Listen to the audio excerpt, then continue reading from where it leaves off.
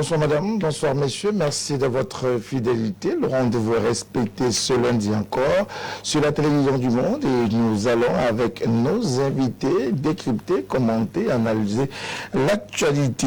Et ce jour, nous parlerons principalement des sujets qui vont meubler notre quotidien, notamment la mise en route de ces conseils régionaux. L'élection du bureau exécutif des conseils régionaux va se faire ce mardi. L'ensemble du triangle national, c'est conformément à la loi en vigueur au Cameroun. Le deuxième mardi après les élections, la session de plein droit doit se tenir, une session durant laquelle le bureau de cette autre instance qui va mettre en œuvre et parachever la décentralisation devra être connu qui sont les personnes ou les personnalités qui devraient trôner au perchoir de ces conseils régionaux. La question est au cœur du débat, mais bien plus encore, peut-on penser que ces conseils régionaux ou les bureaux de ces conseils régionaux seront purement et simplement des espèces de faire-valoir? C'est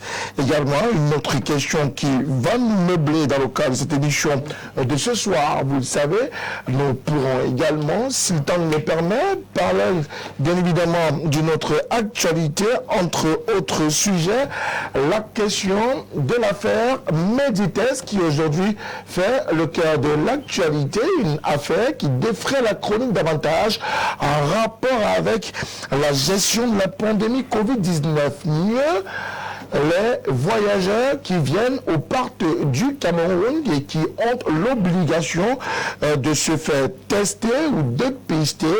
La question a donc soulevé un tollé général davantage sorti de cette revendication de l'honorable Jean-Michel Nitieux, député SDF du Vrissant. Il pense qu'il y a une odeur de détournement encore autour de la gestion de la pandémie Covid-19. Qu'en est-il véritablement? Pourquoi? Le rétropédalage du ministre de la Santé publique, le docteur Manaouda Malachi, nous en parlerons très certainement dans le cadre de cette émission de Tout au clair sur la télévision du Monde. Mesdames et messieurs, votre émission du soir, c'est avec des invités triés sur le volet, mais aussi vous à la maison à travers vos téléphones portables. 6 99 57 30 26, c'est l'un des codes d'accès. Nous, ces différents sujets mis sur la table du débat ce soir dans le cadre de ce programme. Une fois encore, merci de votre fidélité. Bienvenue à ce programme. 4 invités vont nous accompagner. Parmi ces invités, le représentant du Social Democratic Front, Eric Pimna, puisqu'il s'agit de lui. Eric, bonsoir. Bonsoir, monsieur Nicolas. Bonsoir à vos nombreux téléspectateurs. Bonsoir à mes copanélistes. Vous me permettrez ce soir d'avoir une pensée pour tous nos concitoyens qui vivent dans la peur, dans les régions du nord-ouest et du sud-ouest, mais également dans la région de l'extrême nord et à l'est du Cameroun. Merci à vous, Eric Pimna, d'être avec nous ce soir dans le cadre de cette émission, l'une des dernières avant la fin de l'année 2020, bien évidemment. Autre acteur à nous accompagner ce soir, il vient du Rassemblement démocratique du peuple camerounais. Il est par ailleurs avocat au barreau du Cameroun. Maître Georges Tegen. Bonsoir, maître. Bonsoir Frédéric, bonsoir mes compagnons. C'est un plaisir d'échanger avec vous. Permettez-moi en une minute de dire un bonsoir chaleureux à vos téléspectateurs toujours aussi nombreux et là adresser par anticipation des joyeuses fêtes de fin d'année. Je souhaite que l'année 2021 qui s'annonce soit celle au cours de laquelle la crise anglophone connaîtra une solution. Nous souhaitons un pays pacifié, nous souhaitons une république pour la construire, une république de valeurs et de règles. Nous pensons que 2021, avec les élections qui ont eu lieu il y a quelques jours, que 2021 sera celle-là et nous souhaitons que le Covid également soit définitivement vaincu. Encore une fois, bonsoir mes copanélistes. Merci à vous, maître Georges Tegen, du Rassemblement démocratique. Il a plus de casquettes politiques la date. Bonsoir à vous, Célestin. Bonsoir Frédéric, bonsoir à tous les téléspectateurs de LTM Télévision. Merci de m'avoir convié à cette émission. Je suis toujours ravi et puis bonsoir à tous mes copanélistes naturellement. Et je suis ravi de me retrouver depuis les incidents malheureux. Bonsoir à côté de mon ami et frère Abel. Et donc, pour l'émission, je pense qu'on fera le nécessaire pour être à la hauteur de l'attente de nos téléspectateurs. Alors, pour juste reprendre 2-3 minutes avant de passer la parole à Abel Limbelobet, une actualité a défrayé la chronique la semaine dernière, notamment votre démission du MRC. Certains la qualifient de raisonnable au regard de vos positions. D'autres, par contre, estiment que vous avez lâché la barre comme il ne fallait pas, donc vous êtes un opportuniste politique. Qu'est-ce que vous en pensez? On ne peut pas empêcher les gens de penser ce qu'ils pensent. Raisonnable ou pas, c'est mon choix. Et j'assume mes choix. Donc, ce qui compte, c'est les raisons pour lesquelles, je l'ai expliqué d'ailleurs lors de la conférence de presse qui a eu lieu le 14 décembre dernier. J'ai exposé les raisons pour lesquelles je suis parti. Et d'ailleurs, savez-vous que c'est depuis novembre 2019 que j'avais émis des contestations fortes sur la manière de gérer le parti. Vous le savez. Et donc, je me suis donné un délai raisonnable qui était d'1 an, pour que l'instance suprême puisse éventuellement réagir en regroupant autour d'elle ses enfants, entre guillemets, contestataires. Il me semble que ça n'a pas été le cas, et donc par conséquent, je tire les conséquences politiques un an après. Maintenant, que les gens supputent, murmurent, ça c'est pas mon histoire. Je sais que je l'ai fait, j'ai posé un acte, et puis mon avenir politique, c'est moi qui le contrôle. Et les autres disent ce qu'ils veulent, ça les engage que moi, mon opinion, c'est qu'il faut les laisser parler, on est en liberté. Donc, en s'attendant à ce que vous regagnez une formation politique, vous retournez au SDF, et là vous allez ailleurs. Non, je l'ai dit pendant ma conférence, je ne migrerai pas dans un troisième parti. C'est clair. Je crois que l'axe maintenant, c'est plutôt un renforcement de l'axe républicain. Il y a une piste qui jusqu'à présent m'a semblé un peu orpheline, parce qu'en vérité, la plupart des partis politiques ont fait de leur chapelle un culte d'adoration. On ne peut pas aimer plus son parti que le pays. Je pense qu'il faut réarmer moralement et intellectuellement les militants de tous les partis politiques, que le Cameroun est plus important que les petits partis. Nos partis ne sont que des véhicules, des moyens pour atteindre l'amélioration des conditions de vie de nos concitoyens. Ce ne sont que des partis politiques. Un parti peut être dissous, un pays jamais.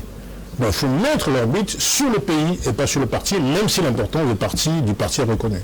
Merci beaucoup à vous, Céleste Benjamin, d'être avec nous ce soir. Abel également nous est revenu ce soir, davantage avec sa Bible. Abel, bonsoir. Bonsoir. Merci d'être là ce soir. Merci aussi. Et j'avais prévu quelque chose pour l'entame de cette émission. À l'entame déjà, Abel? Que je ne vais plus dire. Pour féliciter N'Djamène. Parce qu'il a quitté un mauvais parti. Il a quitté le MRC. J'avais beaucoup souffert de le voir aller là-bas. Et je savais qu'il ne va pas tarder à se rendre compte que ce n'est pas la bonne voie. Je voudrais, devant tous ceux qui nous écoutent, me réjouir de ce qu'il vient de dire. Qu'il ne va pas aller dans une autre chapelle en tant que tel. Et qu'il viendra œuvrer comme nous autres au renforcement de l'axe républicain. Nous allons continuer à lutter pour l'avènement d'un nouvel ordre politique. Mais plus dans les chapelles, parce que les chapelles politiques ont montré leur incapacité structurelle et stratégique à atteindre les objectifs. Donc, Célestin, tu as bien fait. Il ne faut pas avoir peur des jérémiades. D'accord. Alors, insensés, des gens qui te féliciter d'avoir quitté le SDF pour venir dans leur rang. D'accord. Et qui ne supportent pas de voir que tu leur as dit la vérité. Essayez de faire le tour des questions dans le cadre de cette émission de ce soir. Abel, l'élection des conseils régionaux s'est tenue dans la transparence quasi totale, dans un climat de sérénité, mais aussi de confiance. Aujourd'hui, il n'est plus question d'élection, mais davantage des questions de la mise en place des exécutifs communaux. Que prévoit la loi en la matière?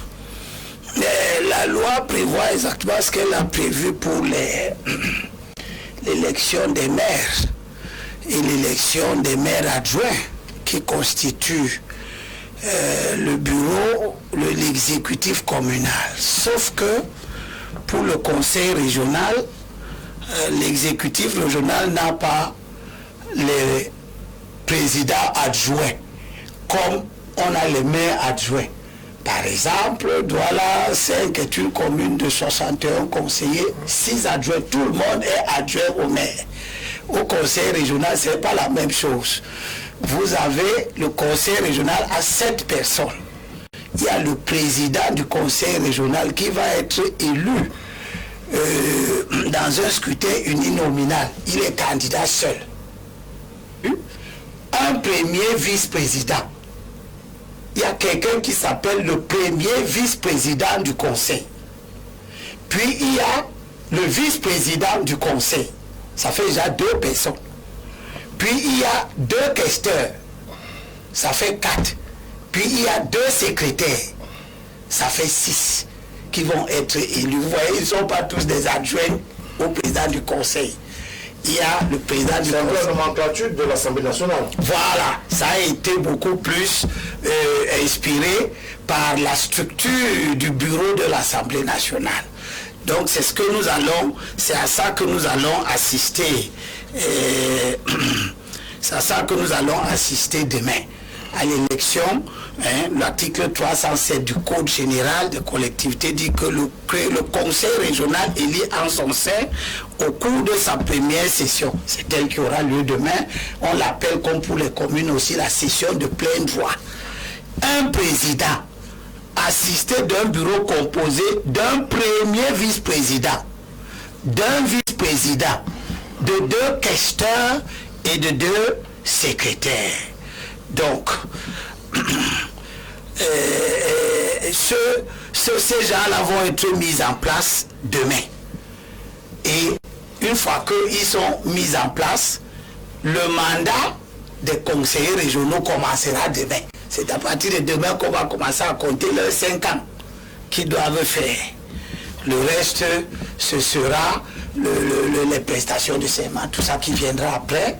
Le président du conseil nouvelle, il n'y a pas de recrutés, il n'y a pas de travailleurs, il n'y a personne. Ces gens-là qui vont faire le bureau vont commencer à mettre en place tout le personnel nécessaire pour la conduite des affaires. Alors, mais vous voyez donc pourquoi l'élection du président est extrêmement importante demain.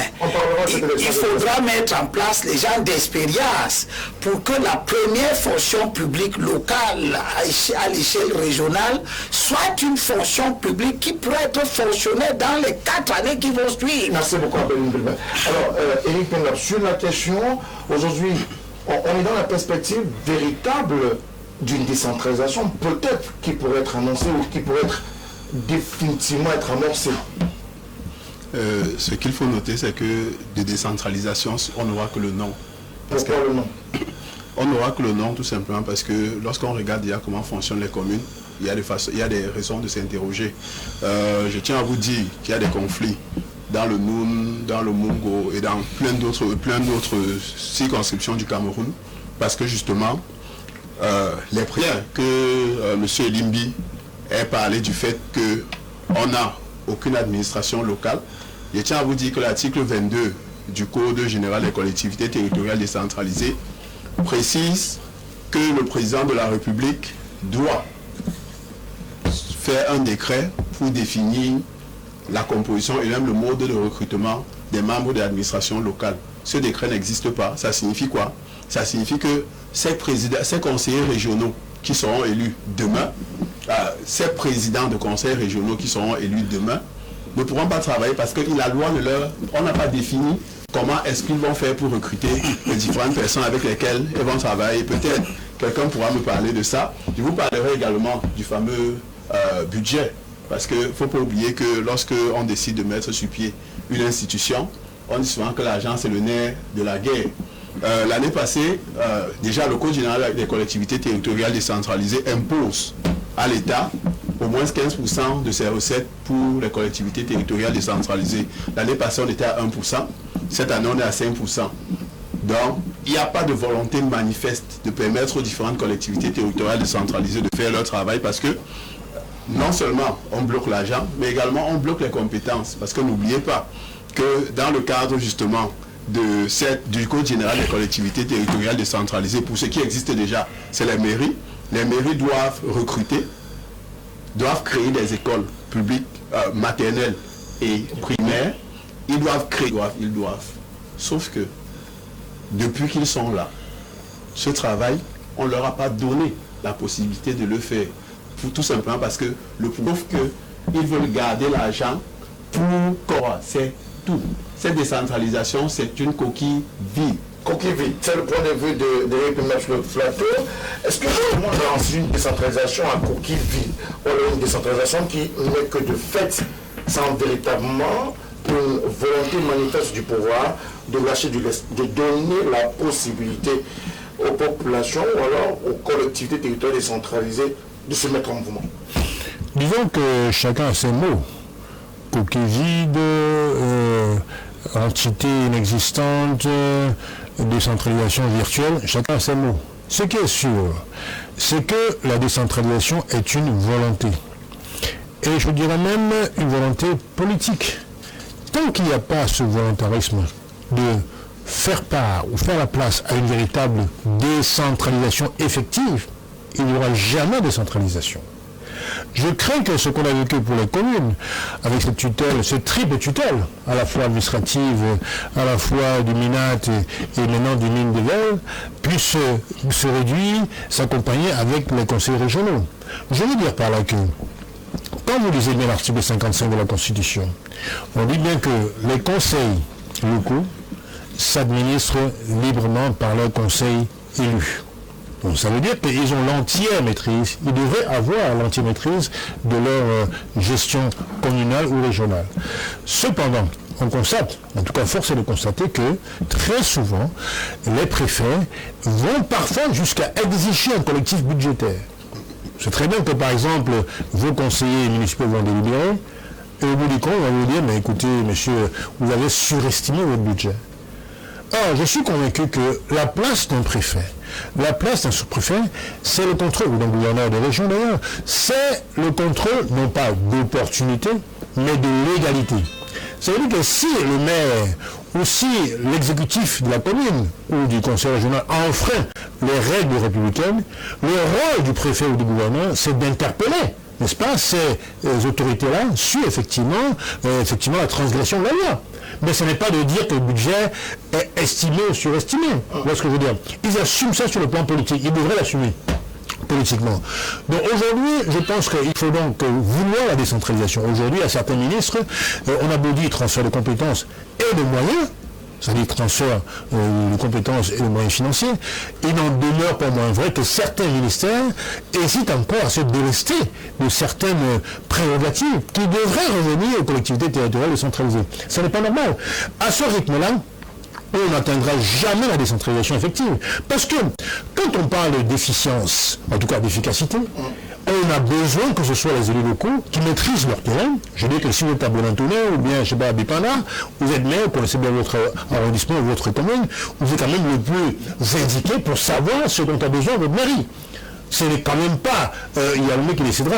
Le fondement même de la décentralisation, Fred, c'est d'abord le développement local.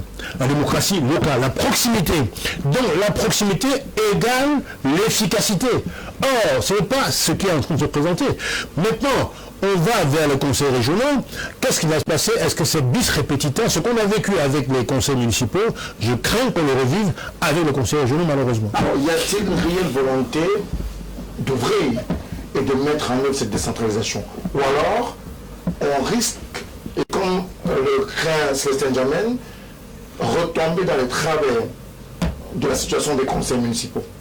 Écoutez, s'il n'y a pas de volonté, il n'y aurait pas d'élection le 6 décembre dernier. On peut abandonner les élections comme ça. Nous avons rempli le verre qui était la moitié plein. Le formalisme, c'est pas une volonté. J'ai envie de dire une chose, lorsqu'il n'y a pas de volonté, il n'y a pas d'élection.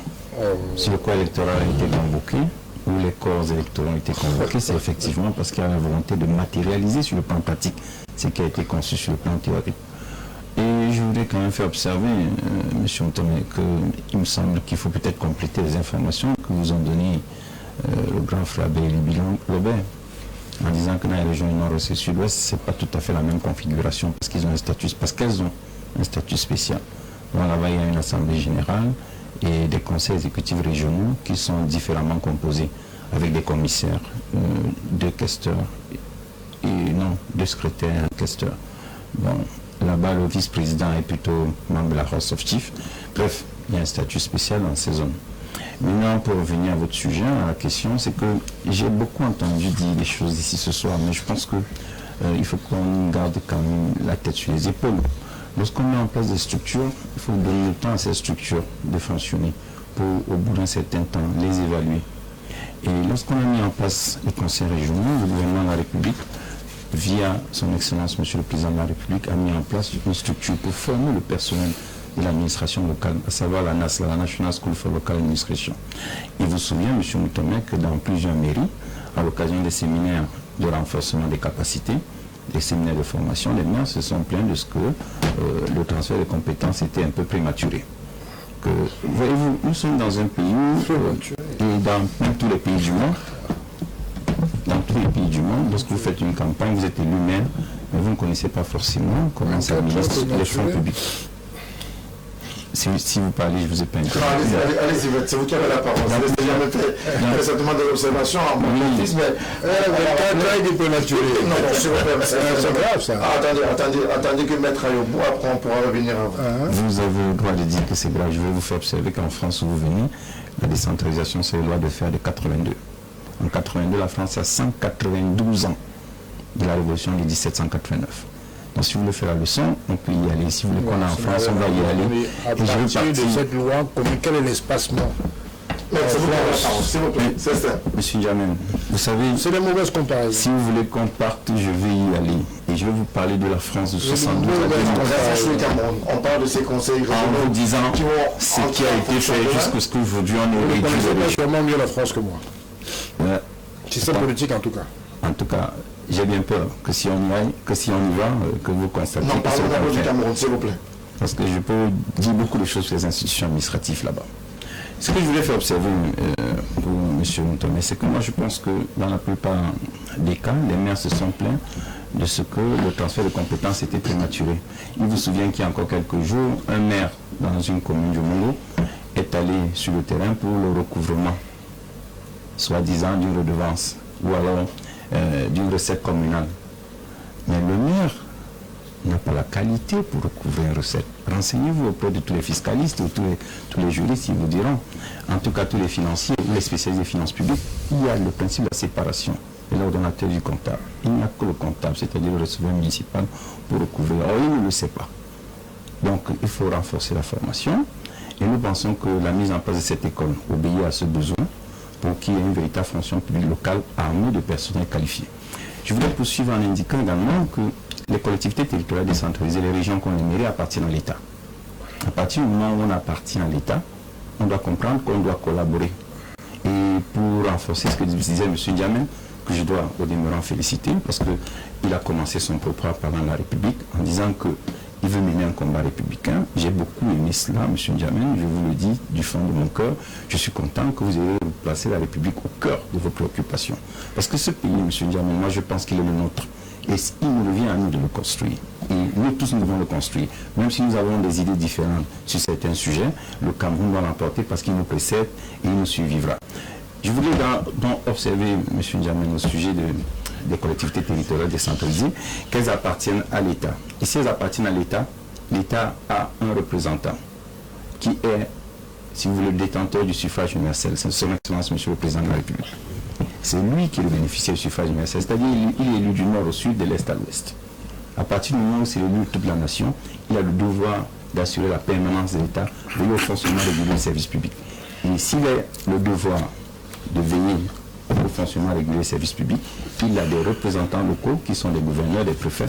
Et ceux-là doivent contrôler l'action de l'État au sein des collectivités territoriales décentralisées.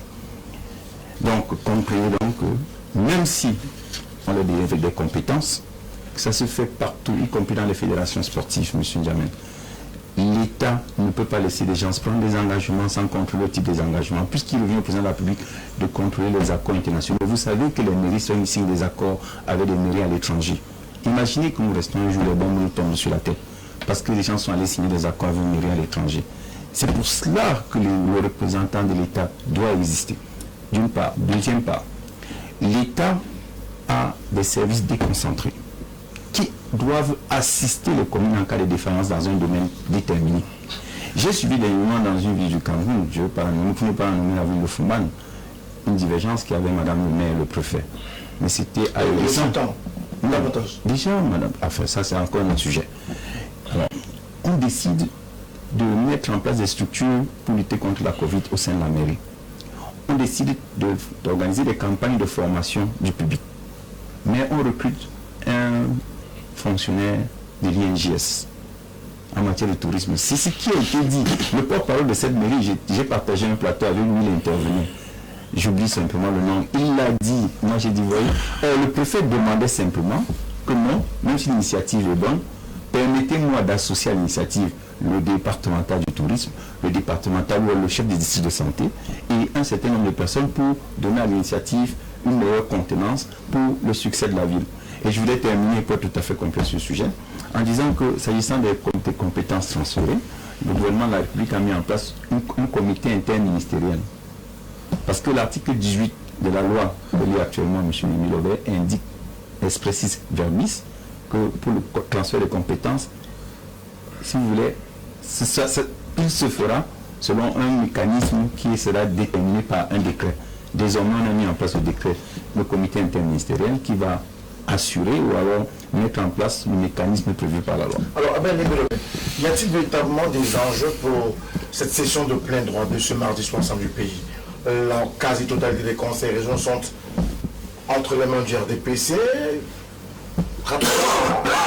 à l'exception de celle de la Damawa. Peut-on s'attendre à ce qu'il y ait véritablement du grand amour autour de cette session de plein droit? Bien sûr, mais avant de revenir, je voudrais compléter l'information pour nos téléspectateurs. Le président, il est élu au scrutin secret à la majorité absolue des membres. Il se présente seul, il faut qu'il ait la majorité absolue des suffrages. Si une première fois, il n'y a pas de majorité, on recommence l'élection.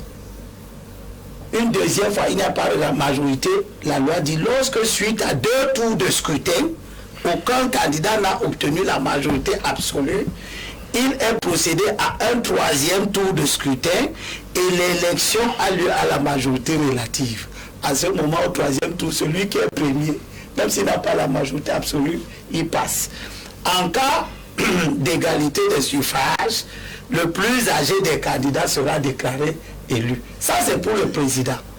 Puis, on vous dit maintenant que, aussitôt après l'élection du président, et c'est lui qui va maintenant présider les autres élections, ce n'est plus le bureau d'âge. Le conseil régional complète son bureau en élisant dans les mêmes conditions que le président, le premier vice-président. Donc le premier vice-président aussi va se présenter à une élection uninominale, seul. On élit à la majorité absolue. Première fois, s'il n'y a pas, on recommence. Deuxième fois, s'il n'y a toujours pas, on va à un 3e tour. Dès qu'il y a la majorité relative, on le prend. Okay. Puis maintenant, le vice-président, les 2 questeurs et les 2 secrétaires, ils seront élus dans un scrutin de liste. Or, scrutin majoritaire à un tour. C'est-à-dire qu'ils vont se présenter dans une liste. Celui qui a la liste qui a la majorité gagne. On s'arrête. C'est comme ça qu'ils vont être élus demain. Alors, vous voyez que c'est très important. Vous avez demandé s'il y avait un enjeu. Il y avait un enjeu, bien sûr. Il ne faut pas que n'écoutez pas les discours que les pères là viennent tenir ici. Il fait comme si la décentralisation, c'est les régions. La décentralisation a commencé avec les communes. Ils sont dans les communes. Il dit que c'est une coquille vide. C'est une coquille vide. Vous êtes alors parti faire quoi dans les communes? Vous êtes dans les communes parce que vous avez dans certaines communes gagné la majorité des conseillers municipaux. Vous n'êtes pas dans les régions parce que vous n'avez pas gagné suffisamment de conseillers municipaux à l'échelle des régions. L'UNDP a gagné suffisamment de conseillers municipaux dans la Damawa. C'est pour ça que l'UNDP va gagner une région. Hein? Il est temps de sortir des faux discours à géométrie variable où la vérité dépend de votre circonstance conjoncturelle du moment. Si vous aviez eu beaucoup de conseillers municipaux, par exemple au littoral, si vous n'êtes pas en train de tenir le même discours. Donc il ne faut pas dire que la décentralisation est coquille vide. Vous faites quoi avec les maires dans les coquilles vides? Vous avez un maire à Djobé qui a gagné à la majorité. À Mombo, à Loum, pourtant, autant pour moi, à Mombo. Vous avez un maire qui a gagné la majorité absolue. Vous avez un maire à Bafoussam 2. Vous avez seulement peu de maires parce que votre parti est en train de mourir. Vous l'avez tué, vous chassez tout le monde, les gamins et tout ça. Donc, il faut assumer les conséquences de votre mauvais résultat. Première chose. Deuxième chose, il faut arrêter de culpabiliser le gagnant. Il y a un discours qui circule depuis un certain temps tenu tout par les gens comme ça, qui vise à dire que oh, vous avez trop gagné, vous êtes trop bêche, c'est mauvais. Donc, on ne dose pas la victoire. La victoire, c'est pas quelque chose que vous allez dire qu'il faut qu'on gagne, mais pas trop. Il faut aussi qu'on laisse au SDF un peu, des choses comme ça. C'est ça qui montre que vous voulez les élections, mais en même temps, vous ne voulez pas qu'elles soient transparentes. Si les élections sont transparentes, comme nous aspirons tous à avoir des élections transparentes, sachez que si vous vous amusez, vous pouvez même... Pourquoi tu parles? Ouais, tu parlais tout à l'heure, tu disais des choses sur la décentralisation. Non, je ne vous coupe pas. Non, tu me coupes, tu perturbes. Bon, donc, il faut avoir le courage de savoir que ce que vous valez, c'est le résultat de votre travail. La troisième chose, pour ce qui est de ces enjeux. Troisième chose, le parti qui va l'emporter dans 9 régions sur 10 emporte donc une très grande responsabilité dans la réussite du processus que nous allons commencer à juger en 2025, à la fin. Monsieur Pelabdown, c'est... Pourquoi je l'appelle même monsieur? Je dois l'appeler Eric. Ce sont mes... Oui, ça fait rien. Ce sont mes enfants. Tu vois comment tu fais mal de lire un texte, de le dénaturer, de dire même des choses qui ne sont pas dites dans le texte. Qu'est-ce que le texte dit? Lisez l'alinéa 3 directement pour gagner en temps. Non, je préfère perdre le temps pour qu'on comprenne que ce que tu as dit est faux. Ok. Allez-y. Alinéa 2. Ouais. Article 22. Oui. Les collectivités territoriales recrutent et gèrent librement le personnel nécessaire à l'accomplissement de leur mission. Ce n'est pas bien. C'est mauvais là-dedans. Ouais, continuez. Non, restez tranquille, tu as parlé. Conformément à la législation et à la réglementation en vigueur. Toutefois, le personnel de l'État peut être affecté, détaché ou mis à la disposition auprès des collectivités territoriales à la demande de celles-ci, selon les modalités fixées par voie réglementaire. Donc, une région peut demander à l'État, envoyez-moi des enseignants, envoyez-moi un secrétaire, envoyez-moi un ingénieur, envoyez-moi ceci. L'État qui a ce personnel en très grand nombre peut détacher là-bas. Qu'est-ce qu'il y a de mauvais dedans? Alinéa 3, qui l'a dénaturé. L'État met en place une fonction publique locale dont le statut est fixé par un décret du président de la République. Il vous dit, il n'y aura pas de décentralisation, ils ne pourront pas travailler, parce que ce décret n'est pas là. Mais le décret, là, peut sortir demain. Ce décret peut sortir demain. Ce n'est pas demain qu'on a voté le président du conseil et le bureau qui vont commencer les recrutements, qui vont commencer à donner un statut. Le décret là peut sortir mercredi. Donc, vous voyez, et c'est l'effort que nous invitons nos frères de lutte de l'opposition à faire. C'est-à-dire de sortir d'un discours de professionnels de la péroraison creuse. Sur la question, on a parlé de ces enjeux, de ces élections. Est-ce qu'on va se retrouver dans des conseils régionaux avec des espèces d'anciens du régime, puisque c'est le RDPC qui est quasi majoritaire partout? Déjà, vous me permettrez d'éclaircir une ou deux choses. La première chose, c'est que le SDF prône le fédéralisme au niveau du Cameroun. Et pour ce qui est des régionales, nous avons posé un certain nombre de règles ou bien de conditions, tout simplement parce que nous pensions à l'époque, et c'était le cas, que le contentieux des municipales n'était pas épuisé. Vous ne pouvez pas aller à une élection régionale où les électeurs sont les conseillers municipaux. Le contentieux est encore au niveau de la Cour suprême et vous organisez l'élection, ce n'était pas possible. Il y avait également les questions de sécurité, parce que je tiens à vous dire, et je crois que certains se sont même moqués de nos élus. On a des élus qui ont été arrêtés, qui ont été fouettés, leurs dossiers ont été déchirés pendant les élections locales, municipales du 9 février. On a des élus sur qui on a tiré, qui sont estropiés aujourd'hui. Et nous avons demandé un certain nombre de garanties au niveau de la sécurité dans la région du nord-ouest et du sud-ouest. Et je tiens à vous dire que les événements de Kumba, de Gabou et tout ça nous font croire que cette situation existe encore. Donc il y avait des questions légitimes qui nous permettaient de ne pas aller à ces élections et nous ne sommes pas allés. Et comme je disais également, nous avons prôné le fédéralisme. Et il est important que M. Limbi, lorsqu'il lit, qu'il comprenne que la lecture, ce qui est bien aujourd'hui, c'est que les documents sont disponibles pour tous et chacun peut lire et comprendre.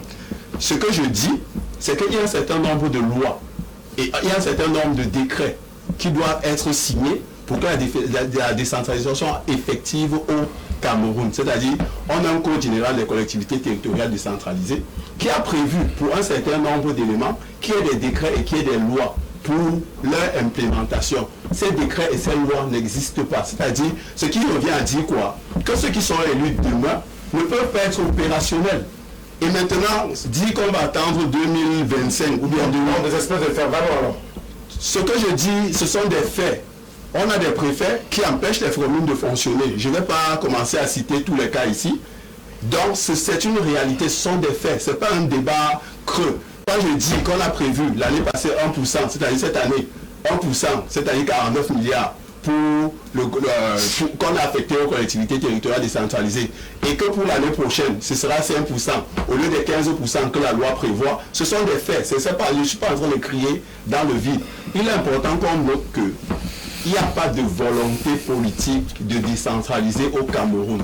En réalité, tout ce qu'on est en train de faire là, c'est juste pour perdre du temps aux Camerounais. Ce que nous attendons, c'est du fédéralisme. Et normalement, dans le fédéralisme, les mairies sont prévues. Les affaires de préfet, on laisse tomber. On a même demandé qu'on ferme cette affaire des NAM qui nous produit des personnes qui ne nous apportent rien. Parce que je ne crois pas qu'entre aujourd'hui, lorsque vous regardez ce qu'ils font sur le terrain, ils ne nous apportent rien, à part des problèmes et des problèmes. Et il est important que M. Limbi comprenne, une fois pour toutes, que lorsqu'on est sur un plateau, je reconnais que vous êtes mon mentor, mais seulement lorsqu'on est ici, c'est un débat d'idées. Et en termes de débat d'idées, c'est idée contre idée. Ce n'est pas grand frère, ce n'est pas père contre enfant. Si j'ai une idée qui correspond à la réalité, vous respectez cette idée-là. C'est aussi simple que ça. Sur ce que je souhaite, sincèrement, c'est qu'on comprenne, et là je vais finir par là. On a un statut spécial pour les régions du nord-ouest et du sud-ouest, et je vais revenir dessus. Il est prévu un médiateur dans les régions du nord-ouest et du sud-ouest. Il faut un décret pour définir quel est le profil, comment il sera désigné et tout ce qui va avec. Ce décret n'existe pas. C'est-à-dire que là, demain, on va aller à la hausse des chiffres, on va désigner des gens, on va aller en haut, on va désigner des personnes, mais ce médiateur ne sera pas là. Il y a également des décrets pour un ensemble de choses, notamment les questions liées à l'éducation, les questions liées au common law. Il faut des décrets pour pouvoir les implémenter. Il n'existe pas. C'est-à-dire on va élire les gens, on va attendre le bien vouloir de M. Via, qui, pour vous prendre un cas, l'article 66 de notre Constitution, ça fait combien de temps on attend le décret d'application? Nous sommes à plus de 20 ans, M. Limbi. Donc ne croyez pas que M. Biya va changer du jour au lendemain. M. Biya reste M. Biya. Il roule les Camerounais dans la farine depuis un certain nombre d'années et c'est ce qu'il va continuer de faire. C'est un oui, devrait-on courir aux élections de ce mardi dans la session de plein droit des conseils régionaux ou alors on doit être dans la configuration des communes? La CASI sont contrôlées par le RDPC. Le RDPC contrôle pratiquement 9 sur les 10 régions. Des CASI vont arriver à la tête de ces régions ou alors il va falloir y injecter du sang neuf? Si vous posez la question de cette manière-là, je vous dirais qu'il n'y a rien d'imprévisible dans cette affaire-là. Pourquoi rien d'imprévisible? Parce qu'on sait bien que... Il faut donner tout un sens à justement, j'y arrive. Je n'ai pas dit le contraire d'ailleurs. Je suis en train de dire qu'il s'agit d'une élection à suffrage universel indirect. C'est donc par conséquent un système de grands électeurs. On savait que sur les 10 000, je crois, 626 conseils municipaux, il y avait plus de 10 500 qui étaient RDPC. Par conséquent, sauf miracle, les conseils régionaux seraient évidemment en majorité RDPC. Donc arrêtons cette pudeur de gazelle qui consiste à dire qu'effectivement, non, le RDPC à une majorité baisse, c'était prévu, c'était prévisible. Et pire encore, dans l'Union équilibrée, vous savez, certains conseils municipaux ont préféré se saborder. C'est une parenthèse. Maintenant, ce que je veux dire, c'est que, sur la question, et là je reviens à ce que disait M. Tegan tout à l'heure, il se trompe parce que c'est la loi qui crée la collectivité territoriale.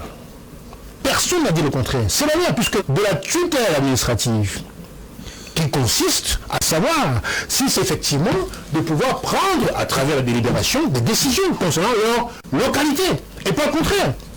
Donc pas de faux débat, l'État joue son rôle dans le cadre des lois républicaines. Je l'ai dit ici qu'aujourd'hui, l'heure était la configuration d'une nouvelle opposition. Une opposition qui ne sera pas réactionnaire, qui ne sera pas automatique ou robotique. Elle sera objective. Donc là, il y a un problème. Le jour où je ferai une bonne analyse, on ne me croira pas. On me de l'opposition. Il vaut mieux donc, quand on est dans l'opposition, parce qu'il y a une opposition comprador hypocrite, qui sert davantage le RDPC que le contraire. Et on les connaît. Moi, je me suis défait de cette clique d'opposition qui sont dans la compromission et dans la collaboration sournoise. La vérité, c'est quoi? La vérité, c'est qu'aujourd'hui, il faut, ça fait 30 ans que ça dure, 30 ans d'opposition, a-t-on fait un bilan? Et si on l'a fait, est-il positif ou négatif? Pour avancer, il faut s'arrêter un moment sur son chemin, voir le chemin parcouru, et essayer de voir ce qui n'a pas marché. Ça n'a pas marché. En conséquent, c'est le sujet, c'est un global, si je ne vais pas soulever mes pensées. Donc c'est pour dire qu'aujourd'hui, le deuxième étage de la fusée. Quel type de profil vous voyez à la tête dans ce bureau exécutif Elles sont dominantes parce qu'en vérité, en général, les pressentis pour occuper, on a l'habitude, on sait comment la RDPC fonctionne, seront pressentis, n'est-ce pas, par la hiérarchie du parti. Et donc forcément, ces futurs, on doit privilégier, n'est-ce pas, le combat pour les populations. C'est-à-dire que le meilleur candidat, quel meilleur profil, ne doit pas être désigné par le parti, forcément. C'est les pairs qui vous désignent. Non, il n'y a pas de débat. Mais cependant, quand on a une projection républicaine, je pense qu'il va falloir, à l'avenir, parce que ça peut se répéter pendant 40 ans, 50 ans, cette histoire, où le RDPC sera toujours majoritaire. Il faut faire attention. Si rien n'y est fait, eh bien, on aura encore dans 40 ans, donc nos arrière-petits-enfants, n'est-ce pas, le RDPC toujours écrasé. Et il y a un problème structurel. L'opposition manque cruellement d'argent. Pour investir dans les conseils municipaux, on a 10 régions, on a 360 communes. Ça veut dire que même si on ne fait que 50 000 francs par dossier, par candidat, ça fait quand même une somme assez rosseuse. C'est le problème. Car à chaque fois qu'on va à une élection, sauf la présidentielle, je vous le concède, à chaque fois qu'on va aux élections, eh bien, sur les 10 régions, l'opposition, la meilleure opposition, le meilleur parti de l'opposition vient avec peut-être 400 régions. Ça veut donc dire que le RDPC, qui est dans toutes les régions, dans tous les villages, a déjà gagné. Dans le cas d'espèce, s'agissant d'une élection à grands électeurs, c'est vrai qu'à la base, c'est les conseils municipaux qui sont dans les villages, dans les arrondissements. Donc ils ont déjà gagné. Parce que, sur le fond, l'État n'a pas fait le choix de financer. La démocratie a un prix. Hein. La démocratie, Fred Moutomé, a un prix. La décentralisation aussi. Donc, si la DPC, enfin, c'est le gouvernement, puisque le président national est en même temps président du Cameroun, il est clair que dans ce cas-là, eh bien, ça va se répéter à perpétuité. Je voudrais terminer en disant que aujourd'hui, il faut donc une réforme. Il faut un statut pour l'opposition. Il faut financer les partis politiques de manière à ce qu'ils n'aient pas ce goulot d'étranglement d'investiture au moment venu. Comment si c'est du régime n'avait qu'une commune? Regardez le SIF. En 1997, ils avaient 43 députés, et je crois au moins 80 communes. Ils n'en sont même pas à 6 aujourd'hui. C'est extrêmement grave. Je prends l'exemple parce que le IS est un parti historique, etc. Donc, en vérité, il y a un problème structurel de financement des candidatures. Si rien n'est fait, mais on continuera à plafonner à 4-5 régions, encore là c'est les meilleurs, et puis la RDPC aura toujours une bonne ligne et va ramasser la mise comme à chaque fois. Georges Teguem, sur la question de ces investitures, notamment, est-ce que la RDPC a déjà choisi ses candidats en son sein pour pouvoir trôner, et en même temps, est-ce que le choix de ces candidats tient compte de la réalité du terrain, de la volonté même déjà des membres des conseils régionaux pour parler plus tard des populations de la base, puisque ce sont eux ou ce sont elles, ces populations-là, qui vont faire le clou même du travail de ces conseils régionaux. La RDPC est un parti démocratique. Le président du conseil régional élu par les conseils régionaux. Il n'y aura pas de consigne du parti à tenir, à suivre. Écoutez, démocratique. Dans le RDPC, il y a la loi. Nous la respectons. La loi dit que le président du conseil régional est élu par les conseils régionaux. C'est la loi. Nous n'allons pas violer la loi au RDPC. Nous sommes des républicains. Mais ce sera un qui sera choisi par vous, par le RDPC. Écoutez, nous sommes des républicains et nos conseillers régionaux feront le choix. C'est un choix démocratique. Le RDPC, il n'y a pas de consigne spéciale. C'est comme ça que ça fonctionne. Nous sommes des républicains. Pourtant, la bataille, là, pendant l'élection des maires de ville, s'il vous plaît, c'est Eric Lunap, il y a eu des candidats indépendants, il y a eu le candidat du parti. Écoutez, c'est vous qui le dites. Je ne sais pas moi ce que ça avait fait. On l'a vu à Douala, on l'a vu à Maroua, on l'a vu également dans d'autres localités où ça n'a pas forcément laissé la sérénité au sein de la maison RDPC. Donc, est-ce qu'on peut s'attendre à ce que finalement les mêmes querelles retombent ou réjaillissent aujourd'hui au moment où on doit mettre en place ce bureau exécutif? Vous avez le sentiment qu'il y a des querelles dans la commune urbaine de la ville de Douala? Non, il n'y a pas de querelle. Le maire a été élu par les 218 conseillers municipaux du RDPC dans la ville de Douala. Il est aujourd'hui maire de la ville. C'est une élection, il a participé au vote, il a posé sa candidature, il a remporté le scrutin. Mais maintenant, j'ai entendu beaucoup de choses, voyez-vous, et on ne peut pas laisser passer parce que Monsieur Pinlap, vous avez beau être un parti, vous avez dit vous êtes parti quoi? Vous souhaitez quoi? Le fédéralisme? Vous voulez le fédéralisme, vous avez proposé au Cameroun, et ils vous ont dit clairement ce qu'ils pensaient, vous avez 3%. C'est la vérité du fédéralisme au Cameroun. Ils vous ont dit clairement ce qu'ils pensaient de cela. M. Ndiamene dit tout à l'heure que vous aviez des mairies et que vous ne les avez plus. Nous avons trouvé ces mairies pratiquement à la renverse. Mais monsieur, on vous a laissé une mairie de la deuxième. Je ne veux pas donner le nom de celui qui avait remplacé le père Fantou là-bas, parce qu'aujourd'hui il est passé de l'autre côté. C'était une véritable catastrophe. Oh, monsieur. Monsieur Pinlap, vous n'arrêtez pas. Monsieur Pinlap, je vous dis, on est dans un débat télévisé, il faut qu'on soit sérieux. Les gens nous écoutent. Vous avez dit quelque chose de très grave tout à l'heure. Vous avez tout à fait affirmé, de manière péremptoire, que le président de la République n'a pas encore désigné le médiateur indépendant.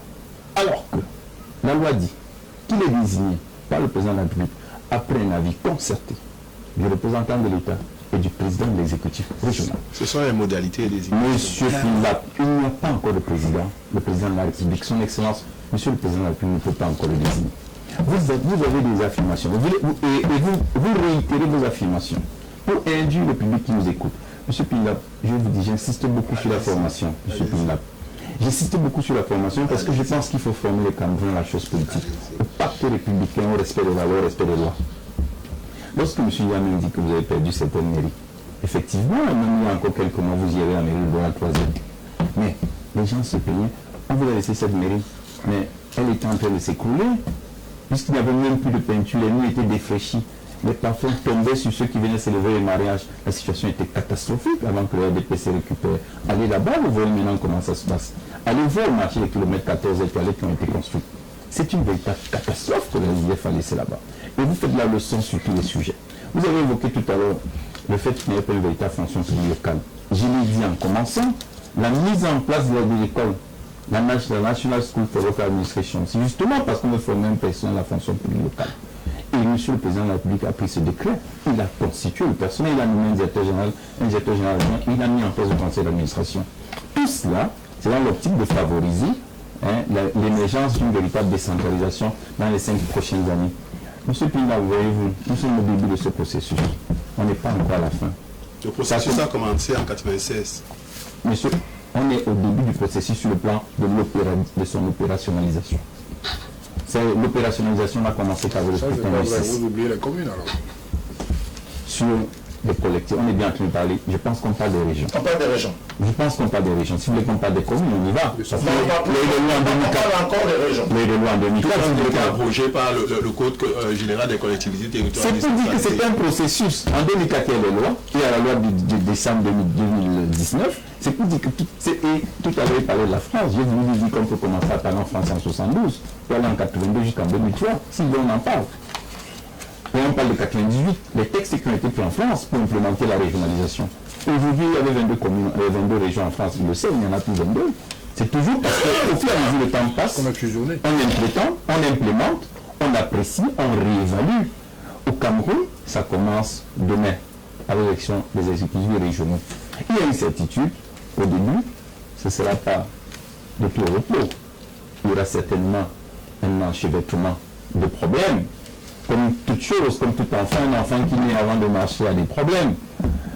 Mais on travaillera ensemble parce que c'est notre pays, nous devons le construire, nous devons accompagner ceux qui sont venus, chacun d'entre nous à son niveau, pour que cette décentralisation, alors, cette régionalisation soit un véritable succès.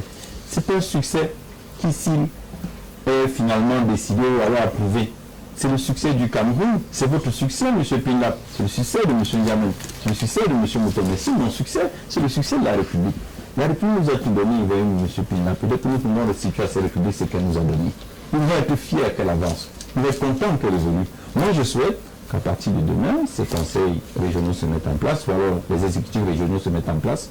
Il faut déjà commencer à mettre en place des structures, parce qu'après avoir élu le personnel, il faut trouver les structures, c'est-à-dire un cadre de travail, ensuite recruter un personnel, et l'État est là pour accompagner. C'est pourquoi la loi prévoit que le représentant de l'État est là pour contrôler la légalité, parce que forcément, il y en a qui peuvent être élus là-dedans et qui ne savent pas comment on administre une région. L'État a des spécialistes, des personnes formées, pour leur dire au moins sur le plan même d'un minimum, c'est-à-dire le principe séparation ordonnateur-comptable, c'est que les représentants peuvent faire à leur niveau. Maintenant, avec le temps, espérons qu'on va améliorer la qualité du travail pour un Cameroun qui gagne un Cameroun nouveau dont parle son excellent M. le Président de la République dans ses récents discours. Alors, les chefs traditionnels auront-ils un rôle majeur à jouer demain? Ou alors, peut-on s'attendre à ce que ces régions soient confiées à ces chefs traditionnels? C'est une possibilité. Il n'y a pas deux chambres, enfin, à part le cas du nord-ouest et du sud-ouest qui fait la différence avec le statut spécial et des aménagements spéciaux qu'il y a là-dedans. Pour le reste des 8 régions francophones, il n'y a pas deux chambres à l'intérieur du conseil régional. Il n'y a que le conseil régional. Point. Tous ceux qui sont dedans sont conseillers régionaux au même titre. Donc, les 20 conseillers régionaux qui viennent du commandement traditionnel ont les mêmes possibilités d'être président, premier vice-président, vice-président, questeur ou secrétaire. Les membres du commandement traditionnel peuvent occuper ces fonctions-là. Je suis même de ceux qui souhaitent que si les partis politiques qui ont la majorité des conseillers, qui vont donc gagner la présidence du conseil et qui auront la charge de mettre en place tout le bureau, du Conseil, qu'ils étudient à fond l'éventualité de donner la présidence du Conseil régional à certains chefs traditionnels. Parce que l'idée même d'introduire le commandement traditionnel dans le Conseil vient comme un renforcement de la souveraineté, un rétablissement de ce qui était avant la colonisation. Avant la colonisation, ce sont les chefs qui gouvernaient nos localités. Ils étaient politiques. Ils n'étaient pas simplement des chefs comme ça. Les partis politiques n'existent pas. Mais la politique, ce n'est pas les partis politiques. Les partis politiques sont seulement des associations qui font la politique. Donc, jamais de moi, nous n'appartenons plus à des partis politiques, mais nous continuons à faire la politique.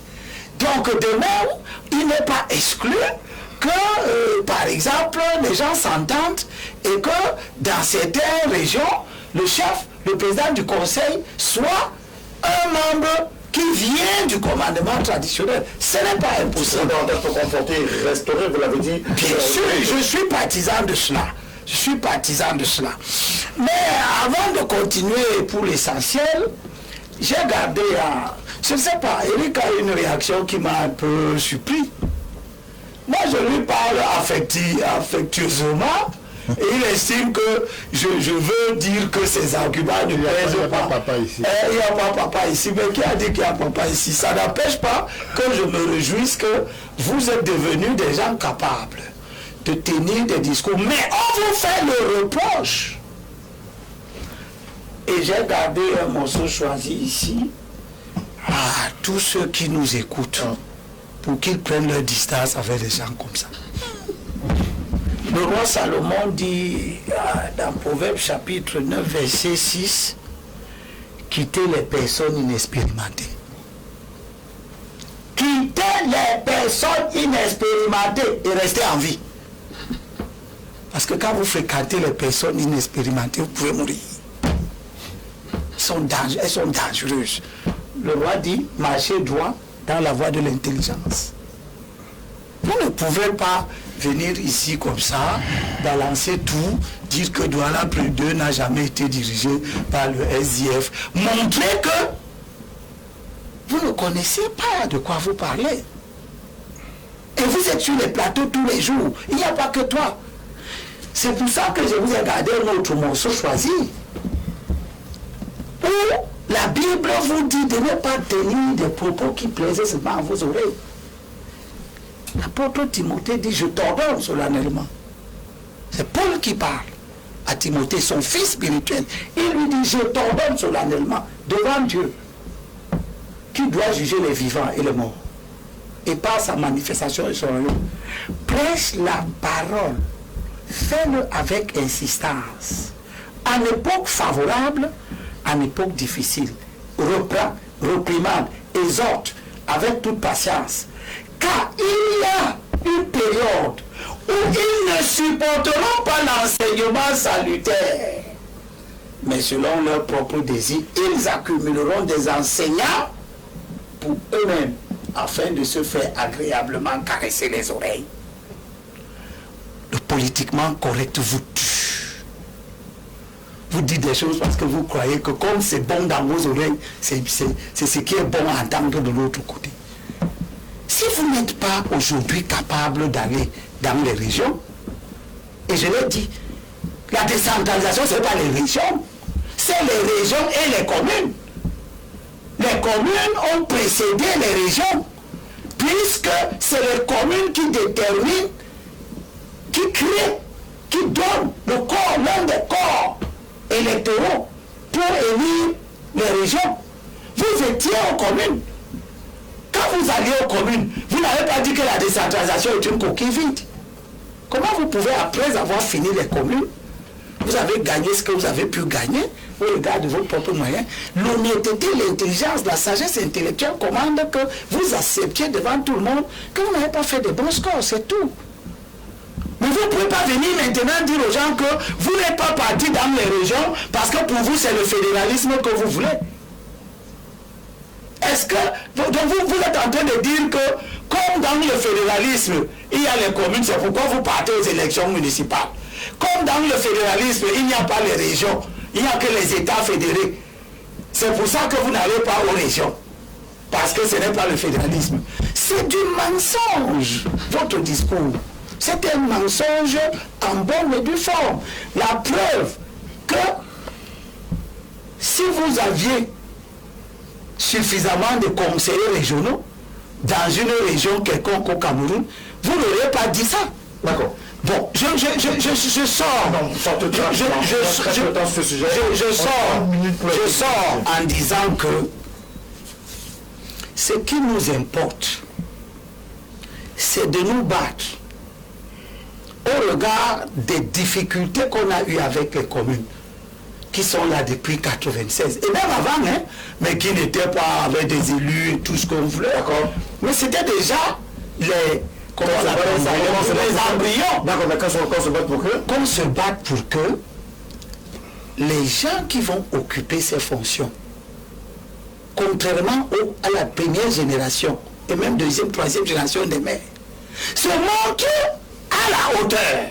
Parce que comme disait Tegem tout à l'heure, les communes ont péché par l'incapacité de ceux qui étaient à la fois les conseillers municipaux et ceux qui sont devenus maires à véritablement conduire leur mission. Alors, qu'est-ce qui va concrètement changer avec ces hommes-là qui arrivent là dès demain? Déjà, je crois que les élections régionales sont passées. On sait qui ont été élus. Et il n'y a rien de nouveau sous le soleil. Si vous prenez la région du littoral, c'est les anciens caciques du RDPC qui ont été élus au niveau du conseil régional. Donc il n'y aura pas de nouvelles, il n'y aura rien de nouveau sous le soleil à ce niveau. Ceci dit, je tiens quand même à dire avec ce Tegem, je vais lire les gens qui arrivent avec une autre volonté, un autre esprit. Vous pensez dans une nouvelle configuration. Vous pensez sincèrement que l'ancien délégué du gouvernement aura un nouveau logiciel s'il arrive au conseil régional? Non. Dans quelle région? Dans quelle région? Pardon? Dans quelle région? Allez dans le centre où vous vérifiez. Que quoi? Que l'ancien... Non, monsieur Antonin n'est pas... Mais il ne parle pas du centre, du littoral. Il évoque par exemple le cas du centre. Mais qu'est-ce qui te dit qu'il a été un mauvais délégué? Jésus.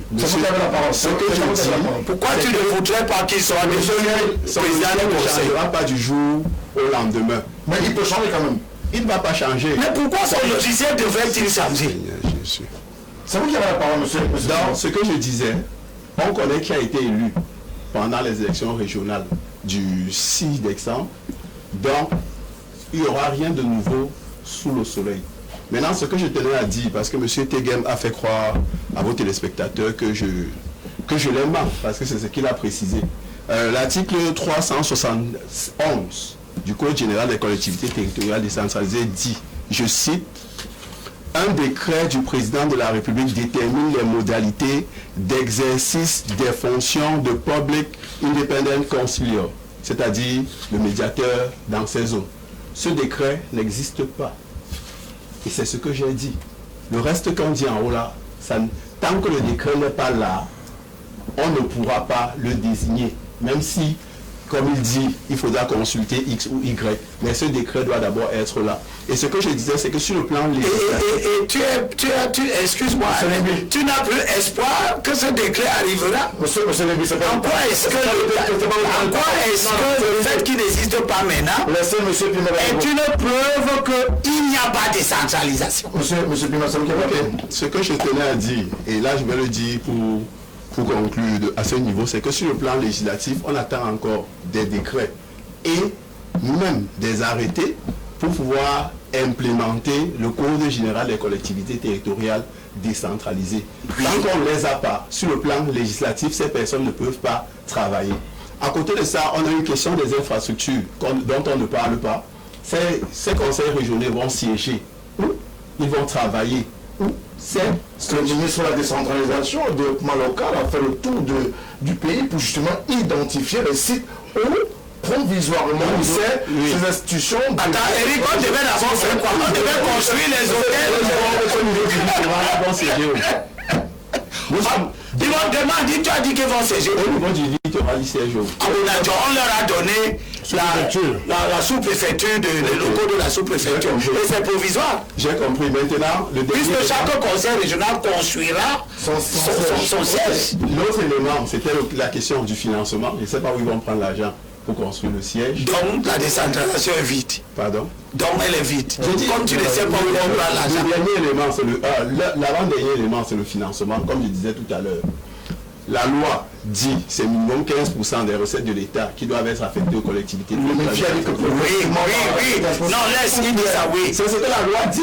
Il n'y a pas progressivement dans la loi. Vous prenez la ligne comme vous l'avez là. Je suis d'accord avec toi. Progressivement dans la loi. Oui. Et pour finir, il faut du personnel. Et ce personnel n'est pas là. Oui. Il faut un décret de M. Biya pour pouvoir définir les modalités. C'est ça l'article 22 alinéa. Non, c'est leur statut. Ouais, c'est pas les modalités, c'est leur statut. Ouais. C'est différent. J'en ai fini. Merci beaucoup. Certains jamais. Y aura-t-il des chevauchements entre ces nouvelles personnes qui arrivent et celles qui sont déjà en fonction, notamment les maires au niveau le plus bas de la base, si on peut s'exprimer ainsi, ou alors au niveau justement du contrôle de l'État, notamment les gouverneurs et autres préfets?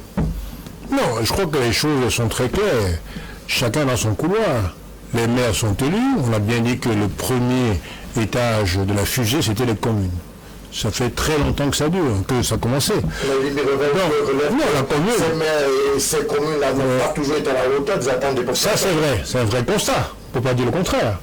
On sait très bien qu'aujourd'hui, les maires élus n'avaient pas la pleine capacité d'offrir à la population les promesses qui ont été faites pendant la campagne. Pourquoi? Parce que le comportement des maires, hélas, RDPC en majorité, est torpillé par cette discipline de parti. C'est une évidence. Puisqu'il veut briguer un nouveau mandat, il a intérêt à entendre, et mieux que ça, à écouter sa hiérarchie partisane. Alors même que dans sa commune, les administrés, c'est de toutes de couleurs politiques, naturellement. Donc il faut revenir à l'axe républicain, donner la pleine capacité aux maires de pouvoir gérer, comme l'indique la loi, l'article 55 de la Constitution, je l'ai rappelé ici. Les communes s'administrent librement par leurs conseils élus. Ça veut dire qu'en termes d'opportunité, c'est le conseil municipal dans son ensemble, avec le maire qui ordonne, qui est ordonnateur, qui fixe le cap. Et les conseillers délibèrent. Le préfet devait ne pouvoir rien avoir dans ce couloir de l'opportunité des conseils municipaux dont fait partie le maire. C'est ça le vrai problème qui se pose. Donc aujourd'hui, la mairie est là, le maire de ville est là, qui est mis en place par une loi aussi, et puis le conseil régional. Bon, il n'y a pas de chevauchement. Maintenant, le vrai problème, et d'ailleurs je voulais dire un mot sur le SDF, parce qu'en vérité, quand vous voyez, le SDF a boycotté en 92 les élections législatives, en 97 la présidentielle, et par une résolution de 1999, on a strictement dit et rappelé que good laws or bad laws, we shall go to election. Donc, quelles que soient effectivement les circonstances, nous ne boycotterons plus.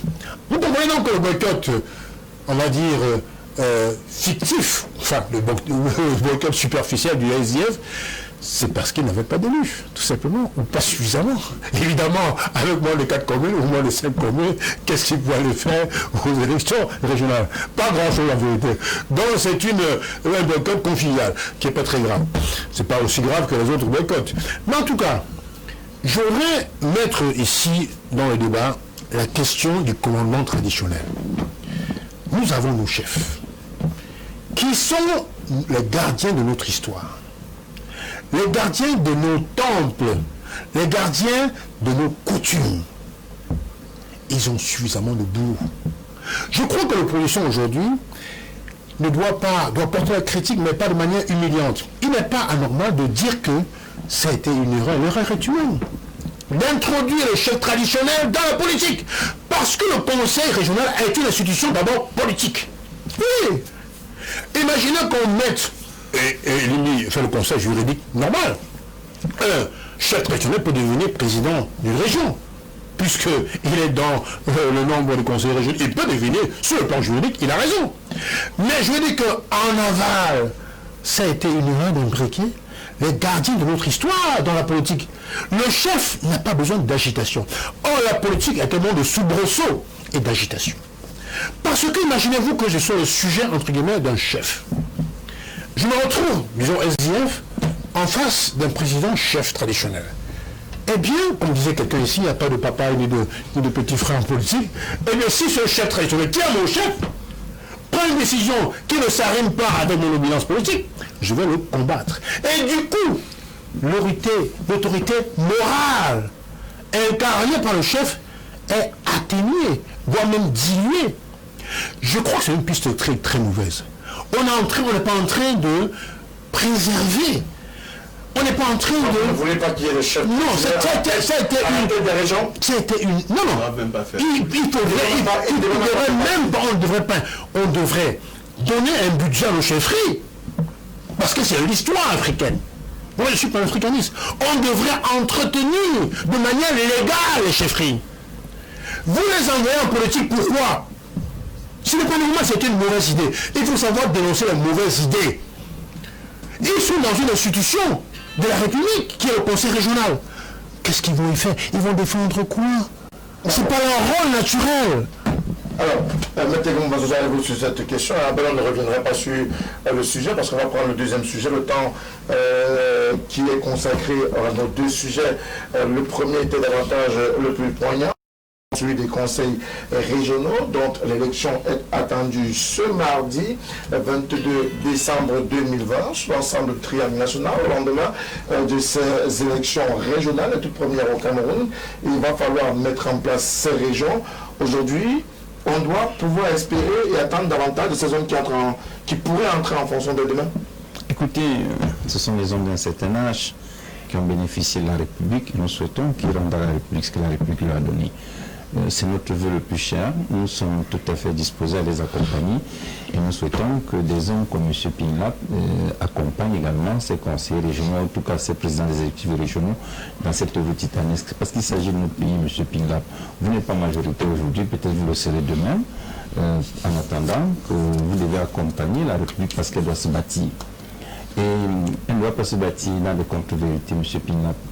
Permettez-moi de vous dire que dans les régions que vous avez évoquées où il y a le médiateur indépendant, de vous dire que, outre les compétences des autres régions, les régions ont une compétence très spécialisée.